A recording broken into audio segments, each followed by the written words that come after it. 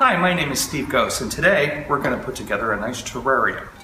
And here I've got a nice brandy snifter. It's a good sized decorative container. You can have a little bit of fun with it. Basically, the first step is to put in a layer of gravel. Now this provides a drainage layer. So if you happen to water a little too heavy, this water will go to the bottom and you can actually separate it a bit from the root system of the plant. Too wet, not always good. In this case, let's see what we're looking at here. About 1 inch to 2 inches, or really however much you want to put in, is just fine. I'm going to put a little bit more in. See, to me, I like to use something as a base that's also decorative, just to add to the ornamental effect of the whole piece. The next thing to put in is a little bit more useful, and this is hardwood charcoal. Any charcoal that you can get like at a garden center, like what we carry here, or even what they use for aquariums in a pet store, that's fine to use for this. And what it does is absorb impurities out of the water and soil. I'm going to put a little bit here in this layer, and then we're going to add some soil. Now, I like to moisten this up a little bit to work with, just because I find it accepts water that much more readily. Here we go. And we're going to mix this up a little bit.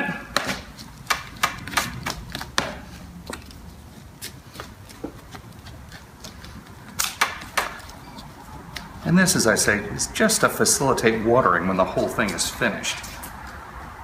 When we are done, of course, we will give it a good watering. This is just to moisten it up. And here, we're going to put in a nice layer of soil. This also should be at least about 2 inches of soil, just to allow some space for them to root in. Now in a terrarium, generally you want things that are going to stay on the small side just so that they don't outgrow the space. But a little bit of growth is fine. Fill in and really do more of what they're supposed to do. I'm going to mix in a little bit more charcoal in the soil because it's going to do the same thing there. It's going to help absorb impurities and also prevent any kind of an odor, which kind of is part of the course when you're dealing with water and soil and plants. Here we go. Now I'm going to slope this a little bit so that there's a front part. See, now with this water it's beginning to fog out. But we're going to slope this back. You have a little front space here, and then it slopes up to the back. Ornamentally it's a good thought, but also it allows you to see everything in the terrarium. Ideally, shorter things in the front, taller things in the back. So here we are, we're all set to plant. The first thing I'm going to put in is one of my favorites. This is a plant called Selaginella, and it's actually a relative of ferns and mosses. Now this is a good plant because it stays low to the ground, so you could use it as a ground cover, but also it's something that kind of will play well with others, so to speak. It won't take over, but it will spread and make an attractive effect. And here, since it really won't get any taller than this is a perfect choice for the foreground. Now we're going to take a little soil off. Now, one does not want to massacre the roots, but it's good. You can reduce this a little. And the root ball now is a more manageable size. So we're going to dig a little hole here in the front. And this, in the shallow soil, is just right. I'm going to put him in place, spread him down a little bit, and then we're going to fill around. And this, you just want to press the soil down, not too firmly with your hands. I'm going to take a little bit more soil and put this in the front and along the sides. That looks good in the front. And let's see. I think the next thing, and probably one of the best groups that you could suggest for a terrarium, are ferns. And I've brought a few out here to take a peek at. Let me just chuck them off to the side. Let's see here. Oh, I'm thinking we're going to use this. This is a Maidenhair Fern. This is called an adianta. Now this only is a moderate-sized grower and a perfect candidate for a terrarium. It loves the moisture and it loves the humidity. In fact, these don't always perform all that well outside of a terrarium. Yeah, this is what we call a good bathroom plant. It doesn't need loads of light, but loves moisture and loves humidity. And we're going to put him, I think, right here, a little bit rear of center.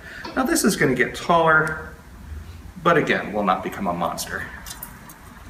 See, I brought a plant to show that actually will do beautifully in a terrarium. This is called a pothos or an epipremnum, but I brought a more mature version of it.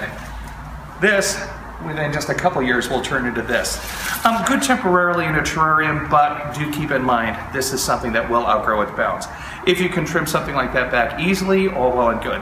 If not, really, I like to kind of stick with things that stay on the smaller side, just to look nice and not eat the world, so to speak. Okay, the next plant, I think I am going to use this other fern just while I'm at it.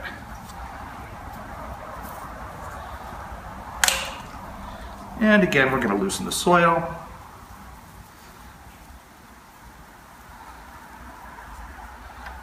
And I'm thinking we're going to put him right here. So again, we'll dig a small hole and put it in, I think. There we go. It's a little better from this side. And again, put him in and fill in with the soil. Okay, let's continue. The next plant that I want to put in, we've got a couple of cute little things. I think I'm going to go with this. This is an old pet. This is called a strawberry begonia, also called a strawberry geranium. Of course, it's neither a begonia nor a geranium, but is actually a sort of saxifrage. And this is also a cute little plant. Likes the moisture in the terrarium and has attractive foliage. Actually, the reason this gets the name strawberry begonia is because, like strawberries, it produces a runner with baby plants on the end. In the terrarium setting, if they do this, you can let them wander at will, or if they're in the way, you can trim them off and use those baby plants to propagate new ones. And here we go. And I'm thinking maybe one more plant. Let's see here. I think, yep, we're going to put in another one of these. This is another particular favorite of mine. This is called creeping fig. This is Ficus pumila. Leave that pot on the side. We don't have room for the whole clump, so I'm just going to split off a little bit. A plant like this is produced by rooting several cuttings in a pot, so we can just take out a little fraction. And here we go. All right, now that we're done putting in the plants, there's only a few more steps that we need to do to finish this up. Now the first thing is we're going to give it a good watering. Now, as you saw, I pre-moistened the soil, and this watering in, of course, well, they're going to need water, but it also helps settle these in. Now, we don't need to put in a ton, but it's good to have a look and see if it's traveled down to the drainage layer yet. I don't see any in the gravel, so that means I can add a little bit more water. One of the beautiful things about terrariums is that you don't have to water them nearly as often. Especially with a terrarium like this, you could actually put on a clear cover to help keep in more moisture. Not strictly necessary, but helpful, especially if you might be away for a while or it's something that you're not checking in on that often. Okay, so we're watered in. And another thing, right now, just for this moment, I'm going to spray the sides because what I want to do is wash this soil off of the sides. Obviously, we want to be able to have a nice clear view inside. Let me just, there we go. And this is also something that can be done on a regular basis. It doesn't need a full watering. This is nice just to moisten the top and keep the moss looking fresh, which we'll be adding in a moment. So we've got this sprayed down. Let's remove the soil from the leaves of the plants also to tidy up. And the next thing is I actually have soaked a little bit of green moss to add as a decorative accent. This will usually last for quite a while. And the beauty of it is if it ever starts to look unsightly, you can yank it out and put in fresh or completely restyle the whole piece. Here we're just going to cut this into smaller pieces. And like a jigsaw puzzle, we're just going to set this around our plants. And this I think I'm going to need a little bit smaller. First, definitely want to tuck it right under my Selaginella. And that's a really good look. With this, the textures are very similar, but it's nice to see one growing over the other. And that's just what this is doing. And we're going to continue adding.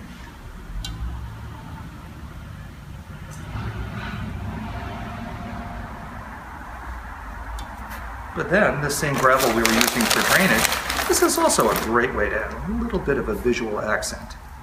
You know, and it can really be any kind of stone. In this case, I like to go with the more natural colors and kind of what we would call earth tones. But pretty much anything goes, whatever you like. And put a little bit more here in the center. There you go. And depending on what sort of look you're after, there are a lot of things that are great as decorative accents. Here we've got a few seashells and some nice decorative stones. Here's a nice one with a bit of a stripe in it. Let's set him right over there. And we can, why not? Let's put a few seashells in.